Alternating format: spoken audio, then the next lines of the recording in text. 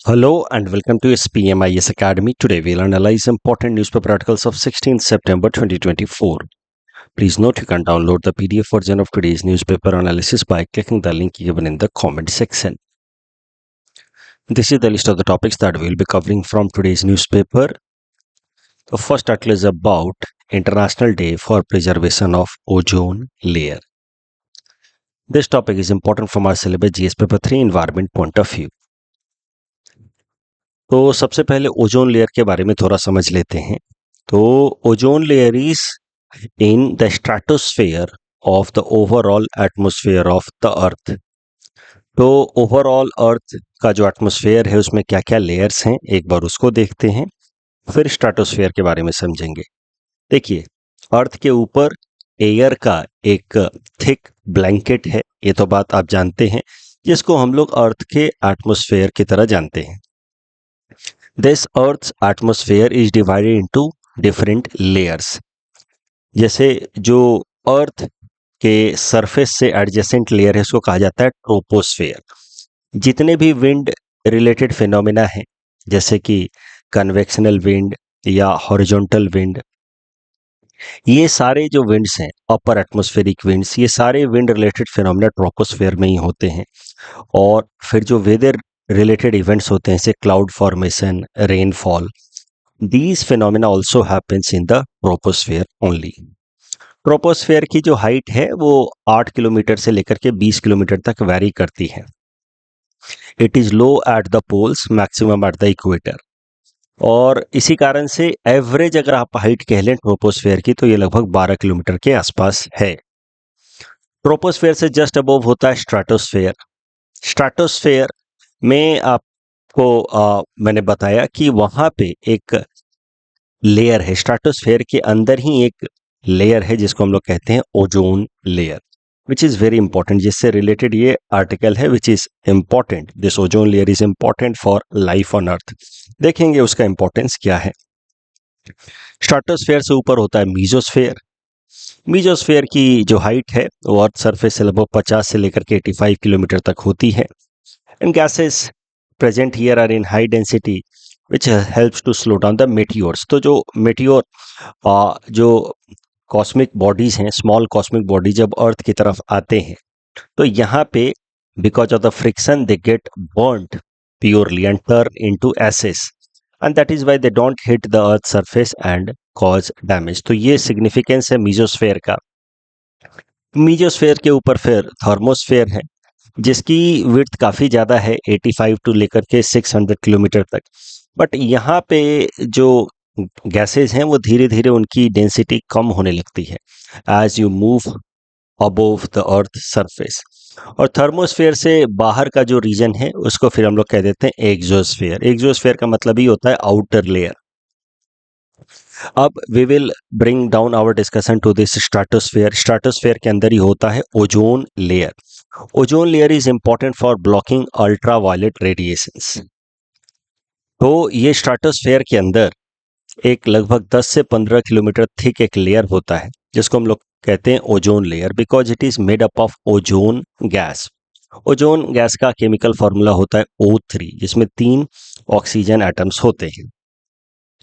Ozone layer की thickness को major करने के लिए जिस यूनिट का इस्तेमाल किया जाता है उसको कहते हैं हम लोग डॉप्सन यूनिट। तो प्रीलिम्स में पूछा जा सकता है आपसे कि ओजोन लेयर की थिकनेस कैसे मेजर होती है।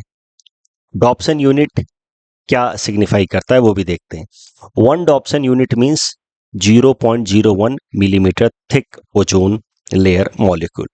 इसका मतलब अगर 300 डॉप्सन यूनिट ओजोन लेयर है, इसका मतलब है कि वहां पे जो ओजोन लेयर की थिकनेस है वो 3 मिलीमीटर के आसपास है। ओजोन फॉर्म कैसे होता है? जिस ओजोन लेयर की हम बात कर रहे हैं, the stratosphere made up of ozone molecules, how they are formed देखते हैं।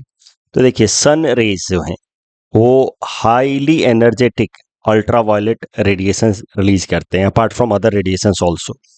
ये जो अल्ट्रावायलेट रेडिएशंस हैं, they come up with a lot of energy and they are absorbed by oxygen molecules. Oxygen molecules are naturally present in the atmosphere. ये oxygen molecule इस high energy को लेकर के ब्रेक हो जाते हैं into oxygen atoms. Some of the oxygen atoms unite with other oxygen molecules to form ozone molecule, that is O3.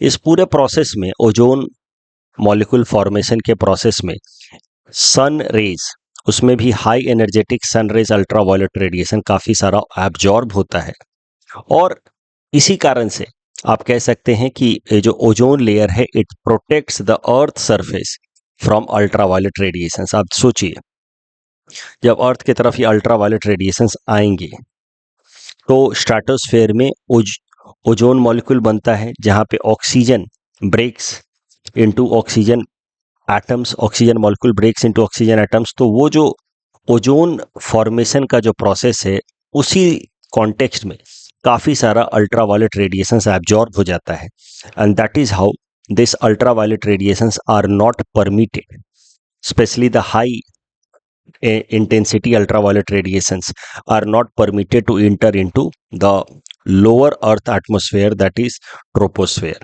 और इस तरीके से we are protected from the high intensity ultraviolet radiations on the earth. तो एक तरीके से आप कह सकते हैं कि ये जो ओजोन लेयर है, it acts as an umbrella and protects us from this high intensity ultraviolet light which can cause a lot of damage. क्या डैमेज कर सकता है? तो अल्ट्रावायलेट राइट्स के रेडिएशन से अगर डायरेक्ट एक्सपोजर होता रहे तो it can cause cancer, specially skin cancer, आंखों में ये अलग अलग बीमारियां कर सकता है, जैसे cataract. It can weaken our immune system, plus पूरा का पूरा एक्वेटिक इकोसिस्टम को ये डिस्टर्ब कर सकता है ultraviolet radiation. Marine food chain को ब्रेक कर सकता है, जो लोअर एंड के स्पीसीज हैं उनका मास लेवल पे डेथ हो सकता है, और जिस कारण से पूरा का पूरा मरीन फूड चेन डिस्टर्ब हो जाएगा और पूरा का पूरा मरीन इकोसिस्टम डिस्ट्रॉय हो सकता है अगर ये ओजोन लेयर ना हो तो इन द स्ट्रेटोस्फेयर। अब ओजोन लेयर तो नेचुरली बनता रहता है, तो फिर क्यों नहीं होगा? क्या चिंताएं हैं? तो चिंता जो है वो है with respect to the ozone holes that are getting created at several places in the ozone layer. ऐसा नहीं है कि ओजोन लेयर पूरी तरह से खत्म हो जाएगा, बट अर्थ के ऊपर कुछ ऐसे केमिकल्स हम लोग प्रोड्यूस करते हैं, उनके बारे में हम आगे देखेंगे। वो chemicals they get mixed up with the convectional winds and then they become part of upper atmospheric winds. Convectional winds के कारण वो राइज करते हैं। Convectional winds, you know, vertical winds को हम लोग कहते हैं कन्वेक्शनल विंड्स। तो अर्थ के ऊपर कुछ केमिकल्स हम यूज करते हैं फॉर अदर फैक्टर्स, जिनके बारे में हम आगे देखेंगे। वो केमिकल्स कन्वेक्शनल विंड्स के साथ मिक्स होकर के अपर एटमॉस्फेयर में पहुंचते हैं, और वहां पे जाकर के they interact with the ozone layer, leading to decline in the thickness of ozone layer. ऐसे समझ लिए कि ओजोन लेयर इतना थिक है, उससे डिक्लाइन होकर के ऐसा हो जाए 300 डॉप्सन यूनिट से 100 डॉप्सन यूनिट हो जाए। तो इससे क्या होगा कि ओजोन लेयर की जो एबिलिटी है to shield us from high intensity ultraviolet radiation, वो काफी हद तक कम हो जाएगी, और जिस कारण से our exposure to ultraviolet radiations will increase and that may cause several health related problems as well as ecosystem damages. और इस तरीके की जो फिनोमिना अलग अलग जगहों पे देखी जा रही है, जहां पे ओजोन लेयर की थिकनेस रिड्यूस हो रही है, इस फिनोमिना को नाम दिया गया है ओजोन होल। ओजोन होल आखिर क्यों क्रिएट हो रहे हैं, या दूसरे शब्दों में कहें तो ओजोन लेयर की थिकनेस क्यों डिक्रीज हो रही है? तो उसके पीछे कारण है chemical substances like chlorofluorocarbons and hydrochlorofluorocarbons, CFC and HCFC। ये केमिकल सब्सटेंसेस का हम लोग इस्तेमाल करते रहे हैं in refrigeration as well as air conditioning processes. तो अर्थ के ऊपर CFC और HCFC का हम लोग इस्तेमाल करते हैं रेफ्रिजरेशन और एयर कंडीशनिंग के लिए। ये सब्सटेंसेस जो हैं, they can cause damage to ozone layer, and when they mix up the CFC and HCFC used for refrigeration purpose and air conditioning, they are released in the lower atmosphere, and then they rise, they interact with ozone, they reduce the thickness of ozone, leading to ozone layer hole। इसी को हम लोग कभी कभार कह देते हैं ozone hole. Whole का मतलब ऐसा नहीं कि पूरी तरह से ओजोन लेयर गायब हो गया, बट थिकनेस कहीं कहीं जगहों पे काफी रिड्यूस हो जाती है, उसी को हम लोग कह देते हैं ओजोन होल। और इस तरीके के ओजोन होल देखने को मिले आप 1985 के आसपास से इन द अंटार्कटिक रीजन। मतलब अंटार्कटिक रीजन के अब ओजोन साइड में, अंटार्कटिक रीजन से जब आप ऊपर मूव करेंगे तो वहां पे जो ओजोन लेयर है उसकी थिकनेस काफी रिड्यूस होती हुई पाई गई, जिसको कहा गया ozone hole. That was a matter of concern, क्योंकि कहीं पे भी अगर ओजोन लेयर थिन होगा तो फिर ultraviolet radiations, high intensity ultraviolet radiations हमारे लोअर अर्थ एटमॉस्फेयर में इंटर कर सकते हैं and then they can cause a lot of damages. तो फिर ओजोन लेयर को रिवाइव करने के लिए, या दूसरे शब्दों में कहें तो ओजोन होल को वापस से खत्म करने के लिए शुरू किया गया एक इंटरनेशनल कन्वेंशन जिसका नाम है Vienna convention. It was brought in 1985। इस वियना कन्वेंशन के अंतर्गत एक प्रोटोकॉल साइन हुआ विच वाज ब्रॉट इन 1987 जिसका नाम है मॉन्ट्रियल प्रोटोकॉल। देखिए, convention means a broader agreement which does not have specific implementable provisions. तो कन्वेंशन में मोटी मोटी बातें लिखी रहती हैं कि हम क्या क्या करने वाले हैं, उसमें कोई मॉनिटरेबल टारगेट्स फिक्स नहीं किए जाते। बट कन्वेंशन के अंदर फिर अलग अलग प्रोटोकॉल साइन होते हैं which establishes monitorable targets and sometimes binding targets also which has to be mandatorily followed by the member countries of that protocol. तो वियना कन्वेंशन 1985 में लाया गया in order to address the problem of ozone hole. उसी Vienna Convention के अंतर्गत फिर sign हुआ Montreal Protocol, और मॉन्ट्रियल प्रोटोकॉल के अंतर्गत अलग अलग देशों को टारगेट दिया गया कि आप CFC एंड HCFC, ये जो ओजोन डिप्लीटिंग सब्सटेंसेस हैं, इनका इस्तेमाल धीरे धीरे आप कम करेंगे। इसको कहा गया phase down of CFC and HCFC।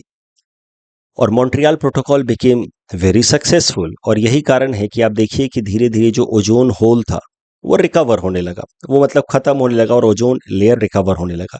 यहाँ पे अंटार्कटिका के ऊपर वाले रीजन में ओजोन होल को डिपिक्ट करने की कोशिश की गई है। रेड कलर मतलब lesser density of ozone layer. धीरे धीरे ये रेड कलर की इंटेंसिटी कम हो रही है, ब्लू कलर की बढ़ रही है।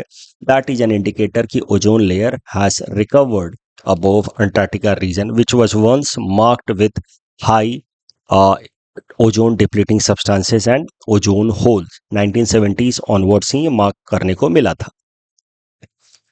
बट अब एक नई प्रॉब्लम देखी गई, वो प्रॉब्लम थी the substitute of CFC and HCFC जो हम लोग रेफ्रिजरेशन और एयर कंडीशनिंग में इस्तेमाल कर रहे थे पहले। तो CFC chlorofluorocarbon and HCFC hydrochlorofluorocarbon, these are ozone depleting substances. तो इसके बदले में फिर जब इनको फेज डाउन करना था, यानी कि इनके इस्तेमाल को कम करना था, तो इनके बदले में इस्तेमाल किया जाना शुरू किया गया HFC हाइड्रोफ्लोरोकार्बन। अब अगर हाइड्रोफ्लोरोकार्बन की बात की जाए, which is a good substitute of CFC and HCFC as far as refrigeration and air conditioning requirements are concern. तो अगर HFC की बात की जाए तो ये ओजोन डिप्लीट तो नहीं करता है, but HFC itself is a green house gas. तो अब ये एक अलग समस्या है। क्लोरोफ्लोरोकार्बन क्या करता है? क्लोरोफ्लोरोकार्बन ये ओजोन को डिप्लीट करता था, इस कारण से ये अल्ट्रावायलेट रेडिएशन हमारे अर्थ एटमॉस्फेयर में इंटर करते थे। ये अगर HFC की बात की जाए तो ये ओजोन को तो डिप्लीट नहीं करता है, लेकिन HFC itself is a green house gas causing global warming. इसकी ग्लोबल वार्मिंग पोटेंशियल भी अच्छी खासी है HFC की। तो फिर इसी कारण से जो मॉन्ट्रियल प्रोटोकॉल है उसके अंदर एक नया अमेंडमेंट लाया गया, Kigali amendment. So top most convention is, higher most convention is Vienna Convention of 1985। उसके अंतर्गत मॉन्ट्रियल प्रोटोकॉल ऑफ 1987, और मॉन्ट्रियल प्रोटोकॉल के अंतर्गत किगाली अमेंडमेंट 2016। किगाली अमेंडमेंट में बात की गई कि धीरे धीरे हम लोग HFC हाइड्रोफ्लोरोकार्बन का भी इस्तेमाल कम करेंगे, यानी कि we will be phasing down hydrofluorocarbon and ultimately we will phase out the use of hydrofluorocarbon. ये टारगेट रखा गया under Kigali amendment of Montreal Protocol which was adopted in 2016। इसके अंतर्गत अलग अलग देशों के लिए अलग अलग टाइमलाइन दिया गया है। जैसे भारत को कहा गया है कि आप 2028 से हाइड्रोफ्लोरोकार्बन का इस्तेमाल कम करना शुरू करेंगे and you will look for other substitutes. Developed countries के लिए टाइमलाइन थोड़ा सा स्ट्रिंजेंट रखा गया है. They have to completely phase out the hydrofluorocarbon use by 2036. Bharat को 2047 तक हाइड्रोफ्लोरोकार्बन का इस्तेमाल पूरी तरह से खत्म कर देना है. चाइना के लिए ये टारगेट ईयर है 2045, 2045. तो अलग अलग देशों को अलग अलग टारगेट्स दिए गए हैं. एसेंशियली जो डेवलप्ड कंट्रीज हैं उनको थोड़े से स्टिफ टारगेट्स दिए गए हैं, जो डेवलपिंग हैं उनको थोड़े से रिलैक्स्ड टारगेट्स दिए गए हैं. क्यों हम लोग पढ़ रहे हैं आज ओजोन लेयर के बारे में? बिकॉज आज का दिन 16 सितंबर is observed worldwide as international day for preservation of ozone layer. और United Nations ozone layer day, international day for preservation of ozone layer को मना रहा है आज with the theme Montreal Protocol advancing climate action. इस discussion के basis पे prelims practice question हमने आपको दिया है. Please attempt this question and submit the answer in the comment section. ये मेंस क्वेश्चन है on the basis of this particular discussion. GS paper 3 में आपसे ऐसा प्रश्न पूछा जा सकता है. सिंपल सा ही क्वेश्चन है. ओजोन लेयर के बारे में बताएं, इसके डिप्लीट होने के पीछे का कारण और कॉन्सिक्वेंसेस बताएं. The next article is about food versus car dilemma. This topic is important from our syllabus GS paper 3. Indian agriculture point of view also important from our syllabus GS paper 3. Science and technology point of view. देखिए, सबसे पहले ये समझिए कि भारत में जो दो सबसे प्रमुख फर्टिलाइजर इस्तेमाल किए जाते हैं वो हैं urea and die ammonium phosphate. Urea का अगर आप बैग देखोगे तो उसके ऊपर लिखा रहता है 4600. ये क्या सिग्निफाई करता है? ये सिग्निफाई करता है कि यूरिया बैग के अंदर, ये जो यूरिया फर्टिलाइजर उसमें 46% नाइट्रोजन है, बट फॉस्फोरस और पोटेशियम नहीं है, 00% है. क्योंकि जो 3 मैक्रो न्यूट्रिएंट्स, मेन न्यूट्रिएंट्स चाहिए होते हैं क्रॉप्स को, वो होते हैं NPK, नाइट्रोजन, फॉस्फोरस, पोटेशियम. तो वो कितने कितने परसेंट हैं किसी फर्टिलाइजर के अंदर, उसके बैग के ऊपर ही लिखा रहता है. अब जो दूसरा सबसे इंपॉर्टेंट फर्टिलाइजर हमारे देश में इस्तेमाल होता है वो है डैप, डाई अमोनियम फॉस्फेट. तो इसके बैग के ऊपर लिखा रहता है 18460. डाई अमोनियम फॉस्फेट, इसके अंदर नाइट्रोजन होता है 18%, फॉस्फोरस होता है 46%, पोटेशियम होता है 0% के आसपास या नेग्लिजिबल आप कह सकते हैं. सबसे ज्यादा इस्तेमाल किया जाने वाला फर्टिलाइजर है यूरिया, लगभग 36 मिलियन टन्स एनुअली भारत में इस्तेमाल होता है. दूसरे नंबर पे है डैप, डाई अमोनियम फॉस्फेट, जो लगभग 11 मिलियन टन्स इस्तेमाल होता है, मतलब 1/3 से भी कम. बट फिर भी आप कह सकते हैं it's a significant fertiliser use in India after urea.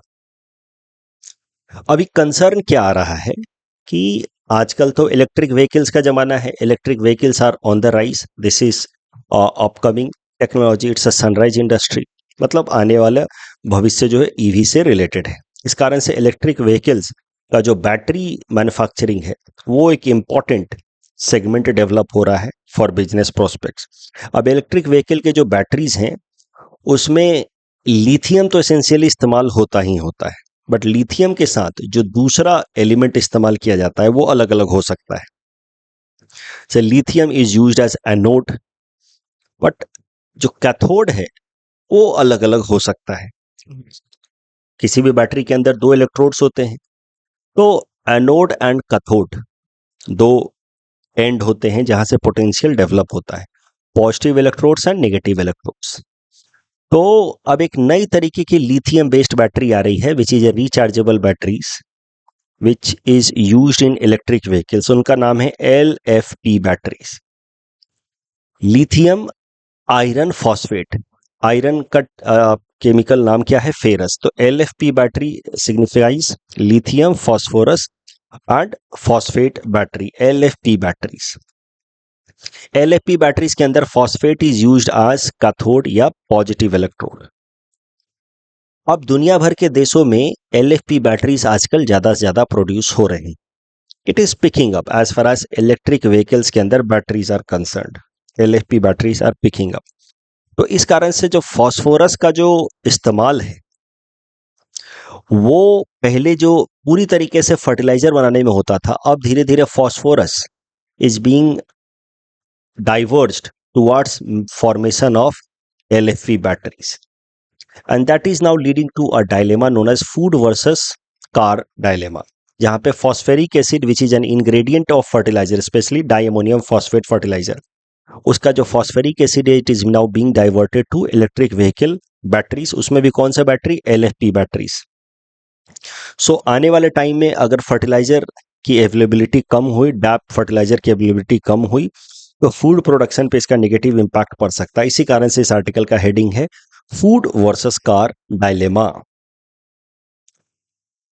तो जैसा कि मैंने आपको कहा, ये lithium iron phosphate batteries are on the rise, but अभी भी इनका ओवरऑल अगर मार्केट शेयर देखा जाए इलेक्ट्रिक व्हीकल के रिचार्जेबल बैटरीज में, तो 10% ही है। बट फ्यूचर में LFP बैटरी ज़्यादा प्रोड्यूस होंगे ऐसा माना जा रहा है, क्योंकि LFP बैटरीज का लॉन्गर लाइफ स्पैन है एंड थर्मल स्टेबिलिटी भी बेहतर है LFP बैटरीज का।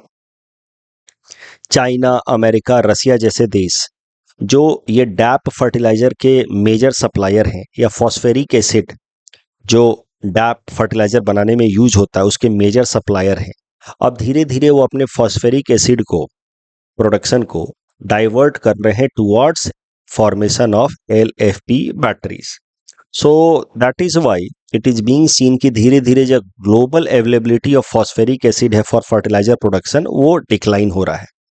भारत के ऊपर इसका नेगेटिव असर पड़ सकता है, क्योंकि भारत के अंदर लगभग 50 से 55% तक जो डैप है, डाई अमोनियम फॉस्फेट, वो इंपोर्ट करके ही आता है। तो सेकेंड मोस्ट इंपॉर्टेंट फर्टिलाइजर है आफ्टर यूरिया। 11 मिलियन टन हम इस्तेमाल करते हैं हर साल, और इसका लगभग 50% तो इंपोर्टेड होता है। और इंटरनेशनल मार्केट में अब डैप की प्रोडक्शन कम हो रही है, क्योंकि नाउ जो phosphoric acid required for production of DAP उसको डाइवर्ट किया जा रहा है फॉर फॉर्मेशन ऑफ LFP या मैन्युफैक्चरिंग ऑफ LFP बैटरीज। तो this could hamper India's agricultural sector, that is a concern. इसी को नाम दिया गया फूड वर्सेस कार डायलेमा, और फूड सिक्योरिटी को हैम्पर करेगा, क्रॉप यील्ड को रिड्यूस कर सकता है। इस डिस्कशन के बेसिस पे प्रीलिम्स प्रैक्टिस क्वेश्चन हमने आपको दिया है। Please attempt this question and submit the answer in the comment section. The next article is about co-location unit in National Stock Exchange. This topic is important from our syllabus GS paper 3 Indian economy point of view. देखिए क्या होता है को location unit. तो जो stock exchanges होते हैं, दो मेजर स्टॉक एक्सचेंज भारत के अंदर, national Stock exchange and Bombay stock exchange, दोनों ही मुंबई में है। ये स्टॉक एक्सचेंजेस कभी कभार क्या करते हैं कि अपने ही प्रेमाइसेस के अंदर दूसरे जो आप कह सकते हैं कि ब्रोकर्स हैं या दूसरी जो ट्रेडिंग फर्म्स हैं, उनको अपने ही प्रेमाइसेस के अंदर अलाउ करते हैं कि वो अपना कंप्यूटर सिस्टम और सर्वर इस्टेब्लिश कर पाए। जैसे ये नेशनल स्टॉक एक्सचेंज है, this is national Stock exchange. इसी के प्रेमाइसेस में अगर कोई ट्रेडिंग फर्म है, वो अपना कंप्यूटर, क्लाउड सर्वर ये सब इस्टेब्लिश कर दे, तो इस ट्रेडिंग एक्टिविटी को कहा जाएगा colocation trading. So there are trading firms who have been allowed to do trading within the NSE premises only by setting up their computer and other digital infrastructure within the NSE premises। उस तरीके के trading firms को कहा जाता है को location trading firms. को मतलब होता है टुगेदर, लोकेशन मतलब एक ही जगह पे। तो colocation trading firms are those firms whose systems, structures, trading platforms are established within the NSE premises only।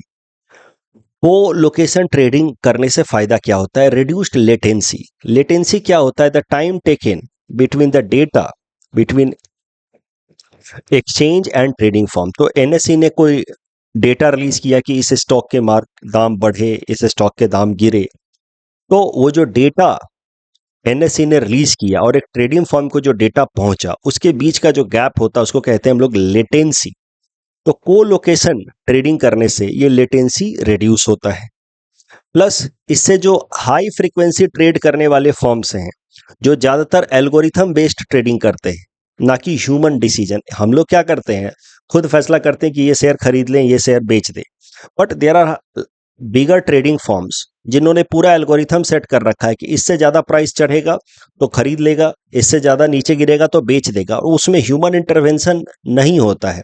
उसमें बेसिकली पूरा का पूरा आप कह सकते हैं कि सॉफ्टवेयर डिजाइनिंग की गई है, एल्गोरिथम पुट की गई है, जिसमें अपने आप चीजें डिसाइड होती हैं कि कब शेयर खरीदना है, कब बेचना है।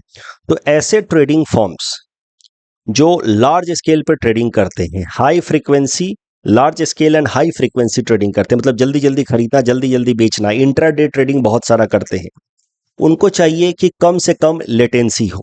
और ऐसे ट्रेडिंग फर्म्स चाहते हैं कि वो को लोकेशन ट्रेडिंग की फैसिलिटी उनको मिले। अभी हुआ क्या कि को लोकेशन फैसिलिटी की ट्रेडिंग मिलने से कई सारे अनड्यू एडवांटेज भी मिल सकते हैं उस ट्रेडिंग फर्म को, उसको बाकी लोगों के या बाकी ट्रेडिंग फर्म के तुलना में कुछ नैनो सेकेंड पहले इंफॉर्मेशन मिल जाता है। That information could be used for severe advantage in trading activity. और इससे रिलेटेड फिर कई सारे फ्रॉड भी हो सकते हैं। वक्त से पहले आपको इंफॉर्मेशन मिल जाना, तो आप उस इंफॉर्मेशन का अनड्यू एडवांटेज उठा सकते हैं। It creates an uneven playing field in the stock market. आपने वक्त से पहले शेयर खरीद लिया, बाकी लोगों को इंफॉर्मेशन बाद में पहुंचा, आपको पहले पहुंचा, आपने जल्दी सस्ते भाव में खरीद लिया। तो that provides uneven playing field and it can be a matter of concern as far as ethical management of stock exchanges are concern. इसी कारण से 2012 से लेकर के 14 तक में नेशनल स्टॉक एक्सचेंज ने कुछ कंपनियों को, कुछ ट्रेडिंग फर्म को को लोकेशन फैसिलिटी प्रोवाइड की थी। उसको लेकर के सेबी, जो स्टॉक मार्केट का रेगुलेटर है, वो इन्वेस्टिगेशन कर रहा था कि कहीं इसमें कुछ करप्शन के केसेस तो नहीं है, ब्राइबरी के केसेस तो नहीं है। बट ये न्यूज सामने निकल करके आई है कि सेबी ने जो नेशनल स्टॉक एक्सचेंज के 7 टॉप मोस्ट ऑफिसर्स के अगेंस्ट इन्वेस्टिगेशन शुरू की थी फॉर प्रोवाइडिंग को लोकेशन फैसिलिटी बिटवीन 2012 टू 14। उसमें सेबी को कुछ भी गलत नहीं लगा है। ऐसा नहीं है कि इसमें कुछ करप्शन या ब्राइबरी इन्वॉल्व था। सेबी को लगा है अब कि उसमें पूरे नियम कानून के साथ ही वो को लोकेशन फैसिलिटी प्रोवाइड की गई थी टू द ट्रेडिंग फर्म्स। इसलिए SEBI has dropped charges against these 7 top most officials of National Stock Exchange who were mainly involved in allowing some of the trading firms to have co-location facility. The news is not important, but UPSC आजकल economics में सीधा सीधा इस stock market और इस तरीके के segment से टर्म्स बेस्ड क्वेश्चन पूछ ले रहा है। जैसे बीटा पूछ लिया था, इस तरीके से वो टर्म बेस्ड क्वेश्चन पूछ ले रहा है। तो वो लोकेशन यूनिट्स क्या होते हैं, उस पर प्रश्न आपसे पूछा जा सकता है प्रीलिम्स में। इसी कारण से ये टॉपिक मैंने कवर किया। This is the practice question with respect to this topic. Please attempt this question and submit the answer in the comment section. The next article is about oil and gas exploration in hoolock gibbon sanctuary. क्या news है? तो हम असम के अंदर होलोंगपोर gibbon century में और उसके भी इको सेंसिटिव जोन एरिया में अभी ministry of environment, forest and climate change के फॉरेस्ट एडवाइजरी कमेटी ने अप्रूवल दे दिया है वेदांता और केन एनर्जी की जो ज्वाइंट फॉर्म है। Cairn Energy British based oil and natural exploration company. Vedanta and Cairn Energy have a joint collaboration in India. Vedanta Cairn oil energy company जो है, उसको होलोंगपार गिबोन सेंचुरी के इको सेंसिटिव जोन में oil and natural gas exploration and extraction का approval दे दिया गया है भारत सरकार द्वारा। सरल भाषा में मैं फिर कह रहा हूं, Vedanta Cairn oil and natural gas energy एक कंपनी है जिसको Hollongapar wildlife sanctuary, Hollongapar gibbon sanctuary के इको सेंसिटिव जोन में oil and natural gas extract करने का अप्रूवल अभी मिला है, बेसिक अप्रूवल मिला है अभी। आपको पता है कि जो असम का होलोंगपोर गिबोन सेंचुरी है, it is home to Hollong gibbon, hoolock gibbon. और इसी कारण से जो इन्वायरमेंटलिस्ट हैं, असम बेस्ड इन्वायरमेंटलिस्ट खासकर, वो कह रहे हैं कि इस नए प्रोजेक्ट से, जहां पे oil and natural gas exploration से होलोक गिबोन के कंजर्वेशन को निगेटिव इम्पैक्ट पहुंचेगा। बट साथ ही साथ ये भी सही है कि ये जो वेदांता ग्रुप का ये जो प्लान है होलोंगपार गिबोन सेंचुरी के अंदर ऑयल नेचुरल गैस को एक्सट्रैक्ट करने का, it is one of the first या earliest plan of Vedanta group in order to have a larger scale presence in Assam and Arunachal Pradesh. तो असम और अरुणाचल प्रदेश में ऑयल एंड नेचुरल गैस को लार्ज स्केल में मैप और एक्सट्रैक्ट करने का प्लान है वेदांता ग्रुप का। उसी के अंतर्गत ये प्रोजेक्ट लाया जा रहा है इन होलोंगपार गिबोन सेंचुरी। तो कहीं ना कहीं इससे एम्प्लॉयमेंट अपॉर्चुनिटीज तो क्रिएट होगा ही, असम और अरुणाचल प्रदेश के यूथ के लिए, लेकिन साथ ही साथ इन्वायरमेंटल डैमेज होगा। तो again this particular event could be mentioned if a question comes in line with environment versus economy debate. Environment and economy often comes into conflict with each other. Hollong Hollongapar gibbon sanctuary के eco sensitive zone में ये project propose किया गया है। If this project become successful then Vedanta group may bring more such projects in Assam and Arunachal Pradesh, bringing more employment opportunities for local youth and economic resource generation for the government of Assam. But at the same time, environmental damages and especially negative impact on Hulok Gibbon population is a matter of concern, जो environmentalists ये issue raise कर रहे हैं। हुलोक gibbon की बात की जाए तो ये टेललेस एप है and it is the only app species found in India. इसकी बात की जाए तो नॉर्थ ईस्ट इंडिया के अलावा साउथ वेस्ट चाइना और बांग्लादेश में पाया जाता है। देखा जाए तो हुलोक गिबॉन के दो स्पीसीज हैं, western hoolock gibbon and eastern hoolock gibbon. Western hoolock gibbon जो है ब्रह्मपुत्र नदी से साउथ में लगभग सारे स्टेट्स में पाया जाता है, जो येलो कलर से यहाँ दिखाया गया है, यहाँ पे वेस्टर्न हुलोक गिबॉन पाए जाते हैं। जबकि ईस्टर्न हुलोक गिबॉन जो है वो अरुणाचल प्रदेश के एक लिमिटेड से रीजन में पाया जाता है, सदीय रीजन में मेनली पाया जाता है। वेस्टर्न हुलोक गिबॉन को कैटेगराइज किया गया है as endangered by IUCN, while eastern hoolock gibbon have been categorised as vulnerable. Eastern hoolock gibbon मैंने आपको जैसा बताया, it is in the small part of Arunachal and little bit of Assam between Lohit and Dibang river, जबकि western hoolock gibbon larger range में पाया जाता है in the all north eastern states south of Brahmaputra. अगर भारत के अंदर बात की जाए तो कुछ साल पहले तक वेस्टर्न और ईस्टर्न हुलोक गिबॉन को अलग अलग स्पीसीज माना जाता था, लेकिन 2020 में centre for cellular and molecular biology CCMB of Hyderabad, ये Hyderabad based bio technology institute है, इसने साइंटिफिक स्टडी करके कहा कि ये जो eastern and western hoolock gibbon है ये ऊपर ऊपर से बस अंतर है, इनके अंदर सुपरफिशियल डिफरेंस है, जैसे उनके फर कोट में अंतर है एंड ऑल, ऊपर ऊपर से अपीयरेंस में अंतर है, but genetically they are the same. So superficial difference है, genetically they are same and that is why they should not be considered two different species, they are just one species of hoolock gibbon. The next is about engineers day. This is at best important from prelims exam point of view.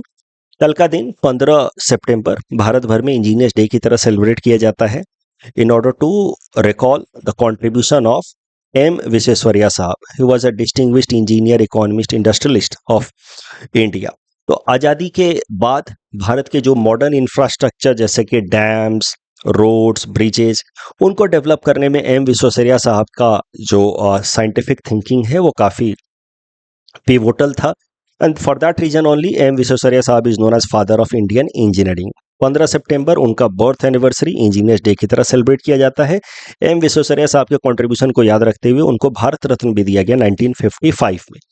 M. Visvesvaraya साहब अपने engineering acumen के लिए तो जाने जाते ही थे, साथ ही साथ अपने पंक्चुअलिटी के लिए and sense of contribution toward society, ethics, discipline के लिए भी जाने जाते थे। इस कारण से GS paper 4 ethics and integrity paper में आप M. विश्वेश्वरैया साहब का जिक्र कर सकते हैं as a person of high integrity and probity. Hindi national language तो नहीं है हमारे देश का, इनफैक्ट कोई नेशनल लैंग्वेज है ही नहीं, इसलिए correct answer would be option 2।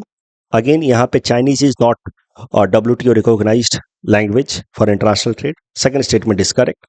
Andaman Nicobar से रिलेटेड दूसरा स्टेटमेंट बस गलत है। It is not in Nicobar island, Port Blair is in Andaman island. That's all from our side for today. Thanks for watching.